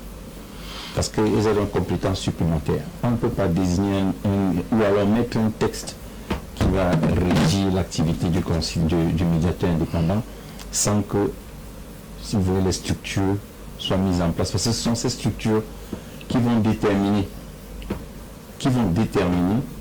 les conditions dans lesquelles la loi que vous évoquez, le décret que vous évoquez sera pris. Pareillement que pour la désignation du médiateur, il faudra consulter ces personnes. Pour également prendre le décret d'application, il faudrait bien que les structures soient en place pour que le décret résulte d'une collaboration entre son Excellence, Monsieur le Président de la République, et les structures locales. C'est bien l'objectif ou alors le but visé par cette décentralisation et ce statut spécial. C'est que le texte qui le président de la République, Monsieur le Président de la République rendra public sera, si vous voulez, le fruit d'une collaboration parfaite entre les structures des régions qui seront en place à partir de demain et Monsieur le Président de la République. Dessus, à propos des 15%, vous avez évoqué tout à l'heure le fait que la loi évoque 15%. Oui, la loi, c'est la loi cadre. Mais il y a le principe de l'annualité budgétaire. Vous devez savoir que lorsqu'on prend une disposition en matière financière, en tout cas la loi de finances, est une loi qui est votée pour un an. Et en fonction des besoins de l'État, en fonction des priorités, l'État peut décider des affectations spéciales. Lorsque vous sortez d'une crise comme la crise sanitaire que le Cameroun vient de connaître, et lorsque vous avez des crises dans les régions anglophones du Nord et du Sud-Ouest, vous ne pouvez pas exiger de l'État de produire le même résultat que lorsque l'État vit dans une situation de totale quiétude. Et c'est justement pour cela, et M. Moutomé l'évoquait tout à l'heure, que M. le ministre des Finances a indiqué qu'avec le temps, on va parvenir à effectivement donner à ces régions les 15% attendus par la loi sur la décentralisation. Mais j'indique que la loi sur la décentralisation est une loi, si vous voulez, de vocation générale, alors que la loi sur le budget est une loi spéciale. Parce que le budget obéit à un principe, c'est sur l'annualité budgétaire. C'est un principe de finances publiques. Il ne faut pas exiger que, parce que la loi des finances, ou bien une loi générale a dit quelque chose, que la loi des finances s'aligne forcément. La loi des finances, c'est une loi qui obéit au principe. Et c'est un principe qui est celui de l'annualité budgétaire.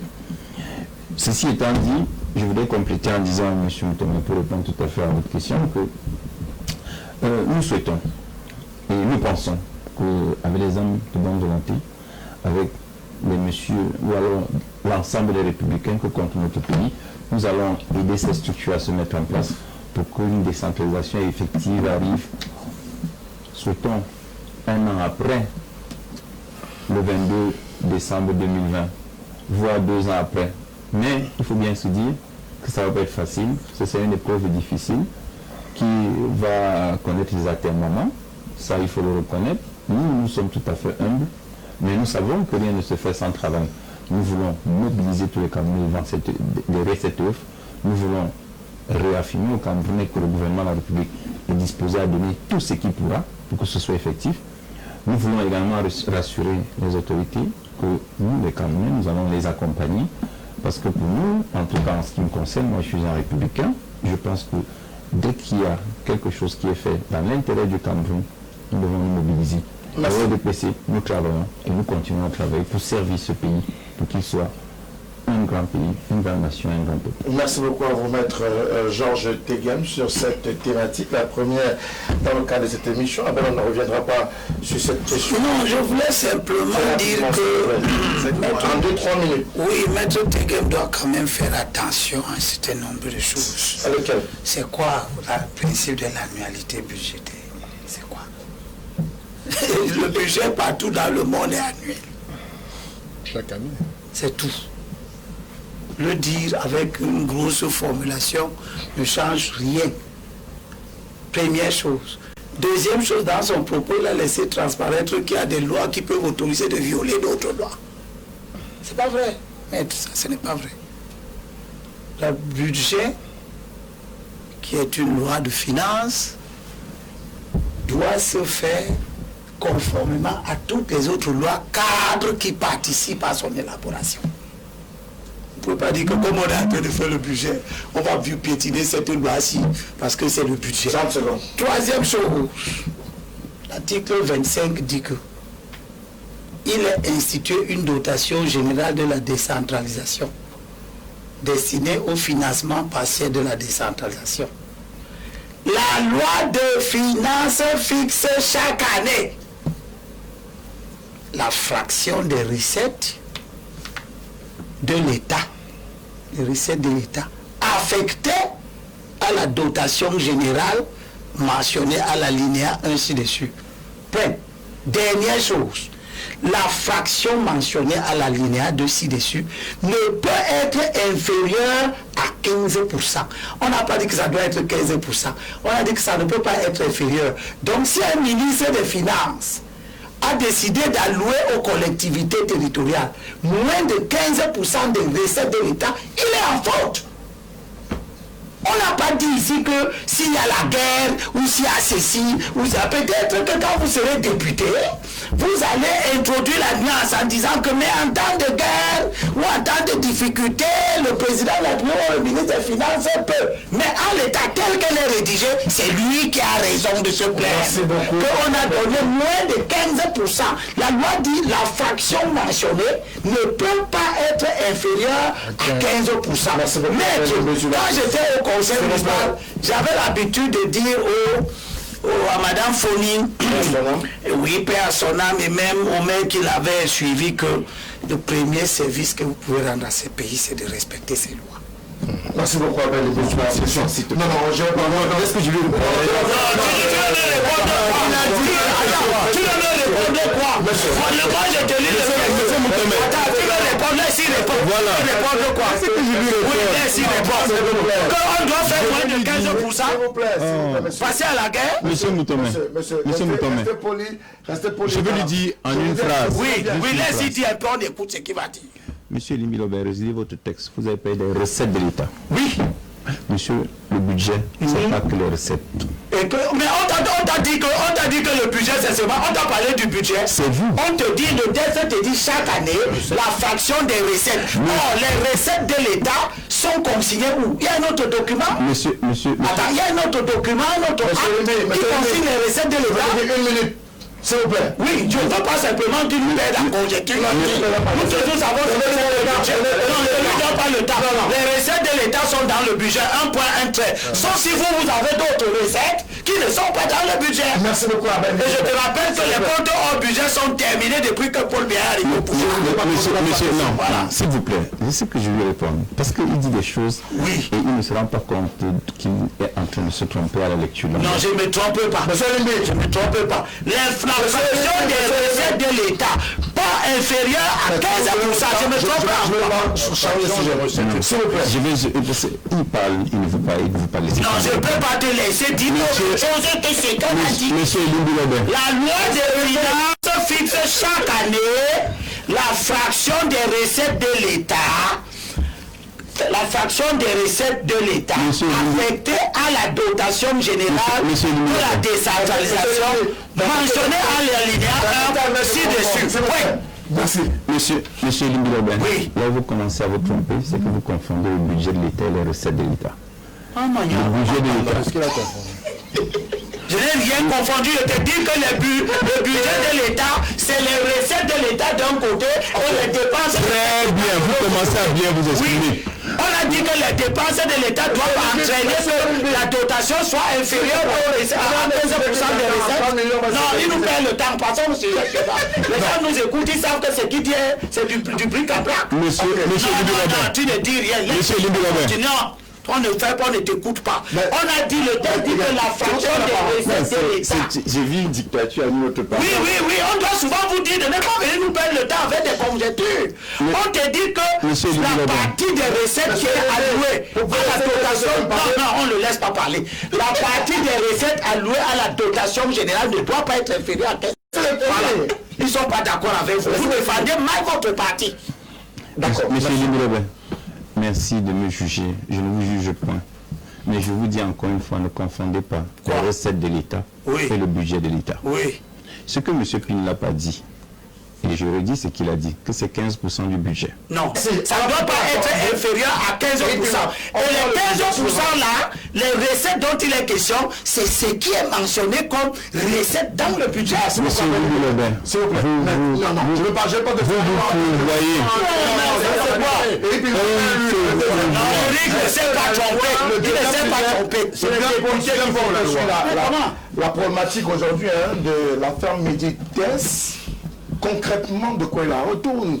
Le député du Social Democratic Front, l'honorable Jean-Michel Nithieu, monté au créneau, il parle davantage aujourd'hui de probable détournement ou d'odeur de détournement dans la gestion de la pandémie Covid-19. Pourquoi, je n'ai pas voulu dire cet acharnement, mais davantage, pourquoi cette autre affaire autour de la gestion de la pandémie Covid-19? Il faut noter que dans cette affaire, ce n'est que la suite de ce qui se passe depuis. Vous savez qu'en 3 mois, on a signé pour près de 50 milliards de marchés spéciaux au niveau du ministère de la Santé. Et dans les 50 milliards, il y a 7 milliards, un marché de 1,7 milliard et un marché de 5 milliards et quelques qui portent sur l'acquisition des kits pour les tests rapides. Ce marché ayant été réalisé, il était normal que dans les différents points, qu'on ait des tests rapides, étant donné que le contribuable camerounais a déjà payé pour ces tests. Donc il était à la limite difficile de comprendre que du jour au lendemain, le ministre décide que les tests deviennent payants. Et il semblerait des mêmes personnes. Et l'autre chose également qu'il faut noter dans le cadre de cette affaire, c'est que il y a des Camerounais et même des étrangers qui ont commencé à payer. Et on ne sait pas qui est le président de l'équipe de la plateforme de lutte contre la pandémie Covid-19. Contre la pandémie Covid-19. Donc je comprends mal déjà que le Premier ministre laisse le chef du gouvernement qui est son patron dans le cadre le ministre de la Santé publique laisse son patron dans le cadre de la lutte contre le Covid pour appeler les autres instructions du président de la République. C'est une fois de plus un moyen, parce que malheureusement, le président de la République, M. Biya, du fait de son absence et à la limite du fait qu'il ne gère pas le pays, on utilise son nom à tort et à travers. Donc il est important que M. le ministre de la Santé nous explique les 7 milliards qu'on a utilisés pour acheter les kits, ces kits ont servi à quoi? Ont-ils été livrés réellement pour qu'on se retrouve à vouloir faire payer aux Camerounais des tests qu'ils ont déjà payés? Parce qu'en réalité, le ministre de la Santé ne fabrique pas l'argent. C'est l'argent de nos impôts.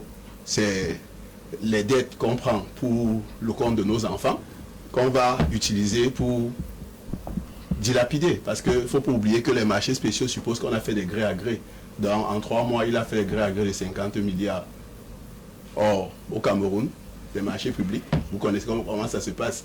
On est obligé dans les mairies de faire des 4-9 pour ne pas atteindre la barre de 5 millions pour faire des appels d'offres. Alors, c'est quoi cette affaire de Meditest? C'est quoi cette affaire? Tout d'abord, de ce que la prise en charge de la pandémie Covid-19 est gratuite, c'est une décision de chef de l'État. Ensuite, les tests qui sont demandés à l'entrée dans le point d'entrée du Cameroun, au départ étaient gratuits, après finalement il faut les payer. Après, pourquoi est-ce qu'on va arriver à ce type de situation?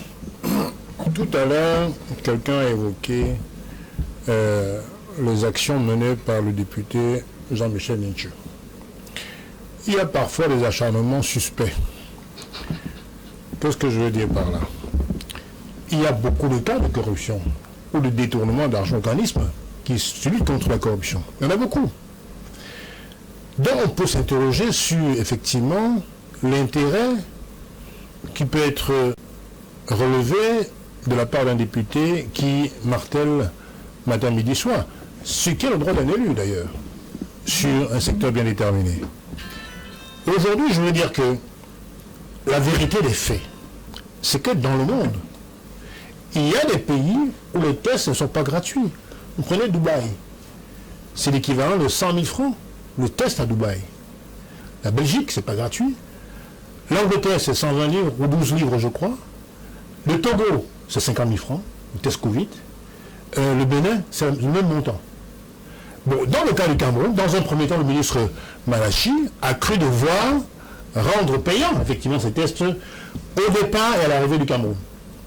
Jusqu'au dernier décret du président de la République, qui dit non, il faut faire un rétropédalage, il faut rendre les tests gratuits. Sur le fond, moi je pense que s'agissant d'une pandémie, donc tout le monde est invité à lutter, tous les gouvernements du monde sont invités à lutter contre la pandémie. Si maintenant quelqu'un qui est positif parce qu'il n'a pas les moyens de payer son test, il ne sera donc pas testé. Et comme c'est un virus, il pourrait contaminer d'autres personnes qui pourront aller tout contaminer d'autres personnes. Donc, la santé publique est une prérogative régalienne de l'État. On ne devrait jamais parler d'argent en termes de pandémie. Nous sommes là dans le domaine de la virologie, c'est le virus. Donc, pour contenir ce virus-là, l'État doit prendre l'affaire à bras-le-corps. Donc, Malaouda Malachi, je crois que, même si dans d'autres pays c'était payant, a fait une erreur dans un premier temps de vouloir faire payer ces tests Covid. C'est pas normal. On invite chacune à prendre des mesures pour des mesures barrières pour lutter contre ça. Au quotidien, c'est qui est normal. Maintenant, vous voulez leur imposer le permis de ce test. Alors, à une heure où même le VIH est quasiment dépisté gratuitement. Maintenant, on voudrait imposer le test du Covid. Non, c'est pas très raisonnable. Donc, la vérité, c'est que, dans le fond, je pense qu'il faut, que le président a eu raison, en tant que chef de l'État, de prendre cette mesure-là. Il s'agit de notre santé. Il s'agit d'éviter une propagation massive, même si, en Afrique, il y a eu moins de cas que dans d'autres continents, c'est vrai. Mais il ne faut pas pour autant baisser les bras et se mettre à faire du n'importe quoi. Donc là-dessus, M. Malachi Malaouda a eu tort. Il a fait un rétropédalage sous haute instruction de l'État, mais il est là pourquoi? Lui, il instruit quoi, lui? Je veux bien comprendre que le président a instruit le ministre, mais lui aussi, il a la capacité de ses compétences, c'est-à-dire qu'il peut aussi instruire. Alors, je crois qu'il a fait une faute, et maintenant, il faut se convaincre que chacun doit y mettre du sien pour lutter contre ça. Et d'abord, éliminer la question de paiement des tests Covid, c'est une imbécilité. Mais pourquoi cette cacophonie? Pourquoi ce désordre? Le principe premier, c'était celui de ce que l'État prend en charge l'ensemble du traitement Covid-19. D'où vient-il cette mesure? Est-ce que finalement le député du Social Democratic Front, le Jean-Michel Nietzsche, est en train de penser qu'il y a à la fois des rétrocommissions là-dedans, mais aussi une grosse odeur de corruption. Écoutez, Monsieur le Président de la République, dès le 1er juin, était très clair sur les mesures à prendre pour lutter contre la Covid. Mais je voulais quand même dire une phrase, parce que M. Limbi ne m'a pas laissé finir tout à l'heure. Non, on ne revient pas là-dessus. Je tiens à dire ce que je veux dire. Je le dis à la fin, mais je le dis. Non, gardez d'abord de répondre à ma question. Ensuite, vous pourrez, si vous le souhaitez, encore revenir là-dessus. Mais je ne me permettrai pas de revenir sur la question. Monsieur Moutomer, oui. Lorsqu'une loi dit une chose, on l'appelle la défaire. La loi dit 15%. C'est notre loi du budget de l'État. Je fais la police. Je fais la police du palais. C'est des choses qu'il faut restituer. Je suis ici. Je suis le seul à Quand vous avez fait la police, vous m'avez donné la parole. Pour l'instant, vous répondrez à la question que je vous ai posée. Vous m'avez donné la parole. Si vous me l'enlevez. Non, pour rester le couloir. Si vous ne me l'enlevez pas, vous me laissez donc m'exprimer. On est en démocratie, sauf si vous faites comme M. Limilobé, qui m'empêchait de parler. C'est qu'une loi a fait, une autre loi peut la défaire. La norme suprême, c'est la Constitution. Une loi dit 15%, une autre loi vient dire autre chose. C'est la loi, et la loi spéciale l'emporte sur la loi générale. Quelle est la loi spéciale? C'est la loi des finances. S'il vous plaît. C'est la loi de finances en ce qui concerne le budget. Spéciale. C'est la loi de finances en ce qui concerne le budget. Oui. Vous le savez très bien. Oui, mais c'est une loi spéciale. Vous contredit l'article que Limbi a lu. Non, c'est M. Pillap qui Non, a évoqué en disant que dans la loi de finances, on n'a pas tenu compte de ce que disait le texte sur la politique territoriale décentralisée. Bon, maintenant, je vais leur revenir sur le sujet. Parce qu'il faut le dire. Tout à l'heure le dire. Sur le sujet, j'ai dit en commençant que son Excellence, Monsieur le Président de la République, avait dès le début indiqué que le Covid était une pandémie et que le gouvernement prendrait des dispositions pour mettre les Camerounais à l'abri de cette pandémie. Il avait prescrit un certain nombre de mesures lors de son discours, je pense, du 19 mai 2020. Et le ministre contrevient. Et écoutez, je ne pense pas que M. le ministre de la Santé, parce que je l'ai encore suivi jusqu'à ce jour, au journal 13h, chez un gros concurrent, il a bien fait observer que le test de Covid est et demeure gratuit. Et il a dit, nous allons poursuivre. Excusez-moi, monsieur Pinlap, laissez-moi le bout, vous allez répondre. Okay. Il a poursuivi en disant que la stratégie du début, c'est-à-dire tracter, tester et traiter, demeurera en vigueur. Moi-même, j'ai fait 3 tests Covid. Et des 3 tests, je n'en ai payé aucun. J'ai dit à titre personnel. J'en ai payé, j'ai dit aucun. Maintenant, je peux comprendre que vous disiez que vous avez des factures. Je ne sais pas sur quelle en-tête sont mis ces factures. Mais 17. Je ne sais pas. Vous savez... Tu as fait le test. Vous savez, monsieur... Tu as fait le test.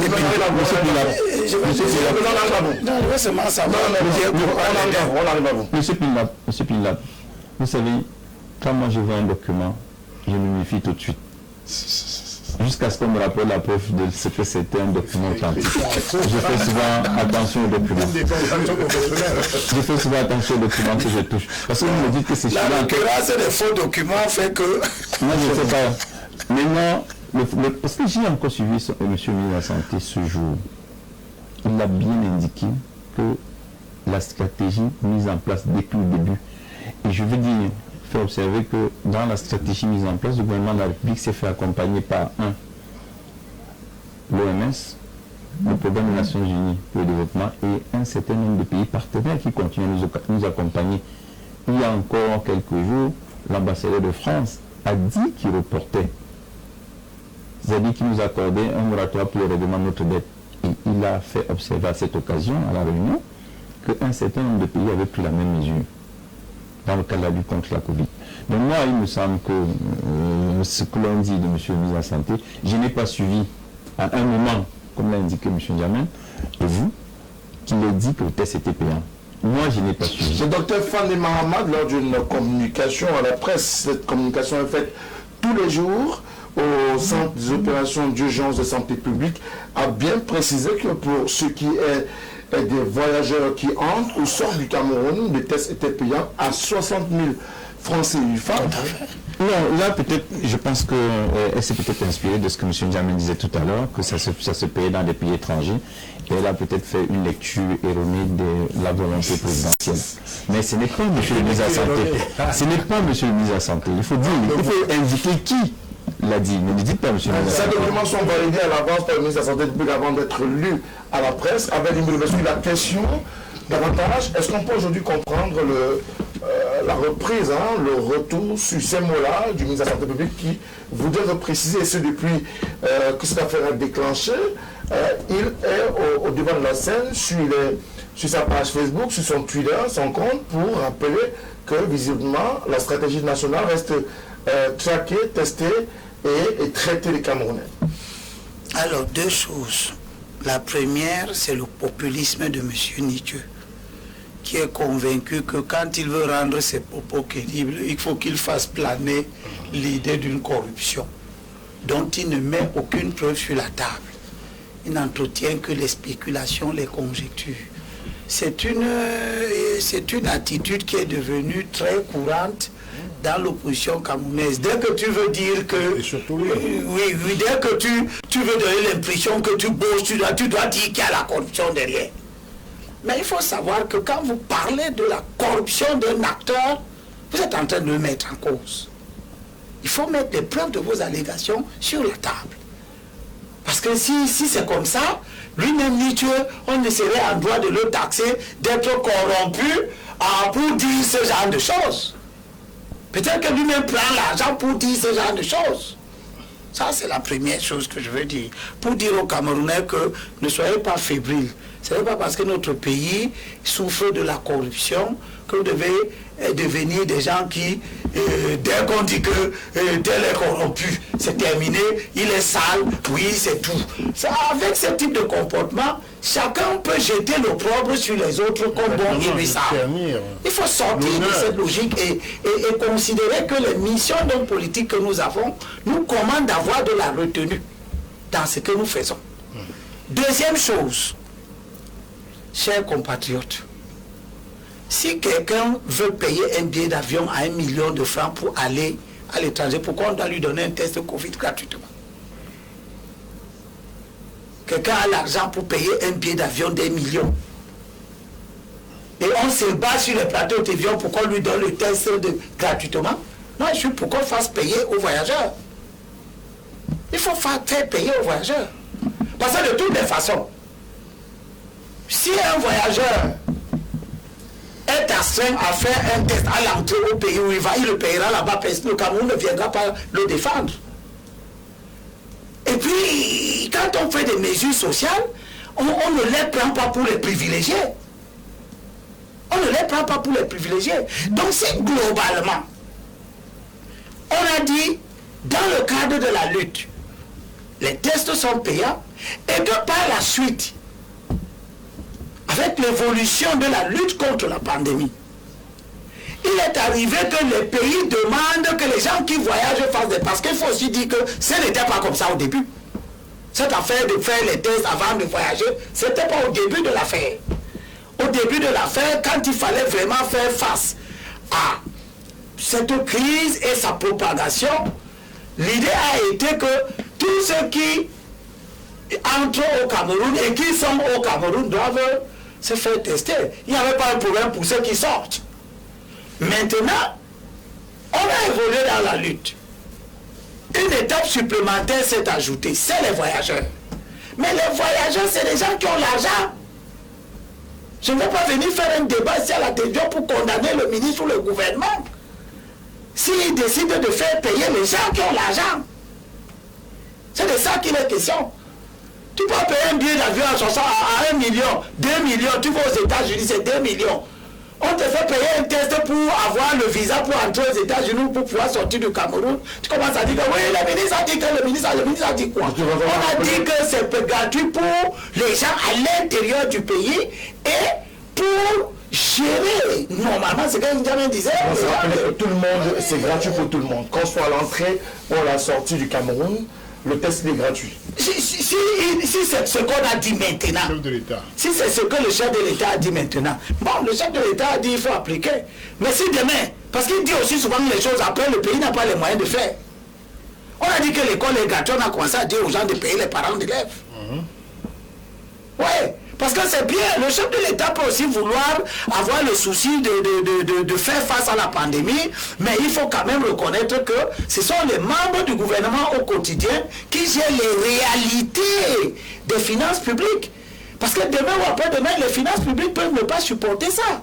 Il faut le savoir. Moi, je ne suis pas pour que les choses soient vues de la façon la plus simple. Le président dit c'est gratuit, ça doit être gratuit, je suis d'accord. Mais je suis aussi d'accord que, eh bien, qu'on ne donne pas cette gratuité aux gens qui ont l'argent. D'accord. Merci à vous, messieurs. Alors, on va si quelqu'un est en train de voyager, il paie 1 million, on va payer un test de 60 000 francs, on commence à gazoler. Bonsoir le plateau, si nous devons prendre toujours l'exemple. Alors qu'il va boire un champagne dans l'avion qui va coûter cher. Le vraiment, tel qu'il est à la France, et non venir sur le plateau dire que la France a tel nombre d'années d'expérience, alors utiliser ces expériences directement au profit du peuple camerounais.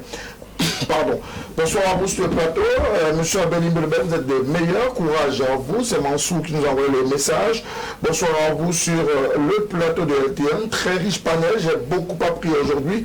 S'il vous plaît, monsieur Montomé, demandez merci de nous envoyer des panélistes qui peuvent nous apprendre quelque chose, sinon qu'ils restent au quartier avec nous.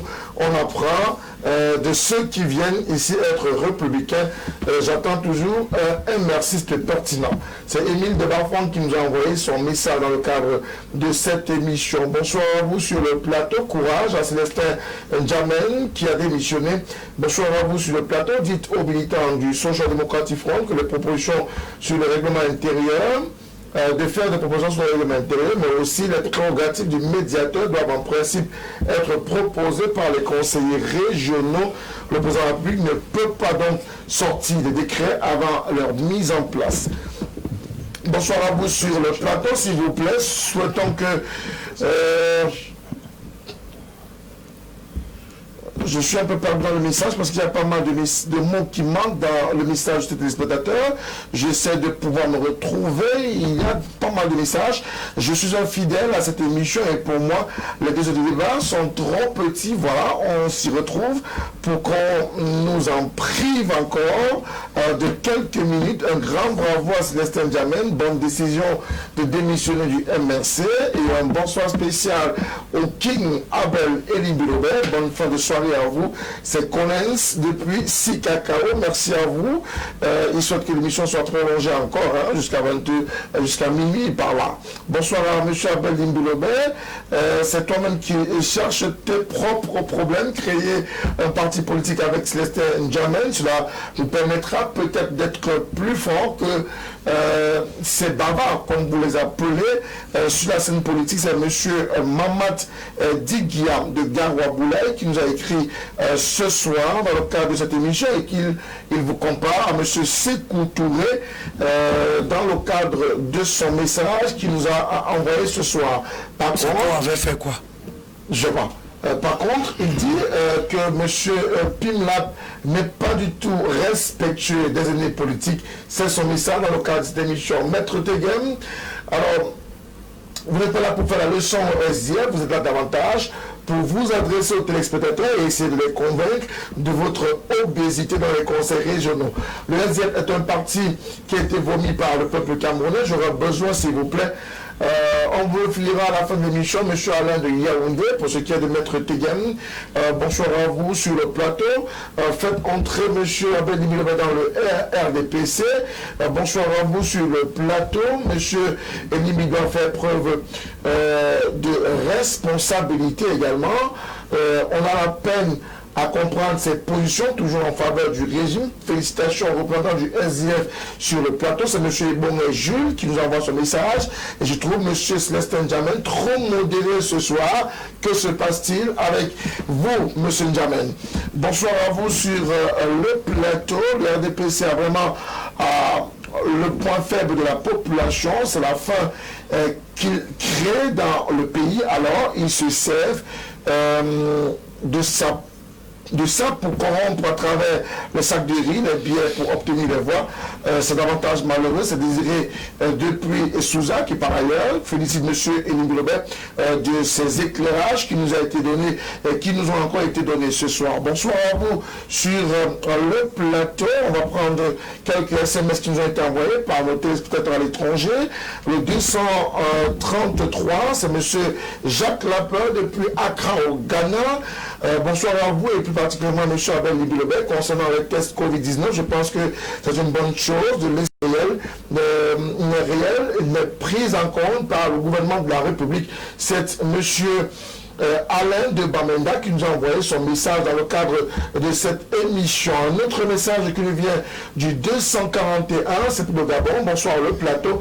Le SDF est un parti de distraction. Le SDF avait déjà compris qu'il partait perdant. Et les Benjamin sont ceux qui font la bonne politique. Eux, ils jouent avec les idéologies. Mais M. Diamène, pour avoir démissionné du MRC, je vous salue. C'est Roger qui nous a écrit du Gabon dans le cadre de cette émission ce soir. Il sera difficile de continuer à lire les messages. Ils sont très nombreux à nous avoir écrit encore ce soir. Merci à vous tous, messieurs et dames, de nous avoir envoyé vos messages sur nos différents points d'accès, notamment notre page Facebook LTMT officielle, mais également sur nos autres points d'accès 699 57 30 26 et LTMT officiel. Voilà les points d'accès à partir desquels nous avons davantage reçu les messages encore ce soir. Merci à vous, Eric Pinat, d'être venu ce soir encore dans le cadre de cette émission. Merci à Maître Georges Teguian d'être également venu.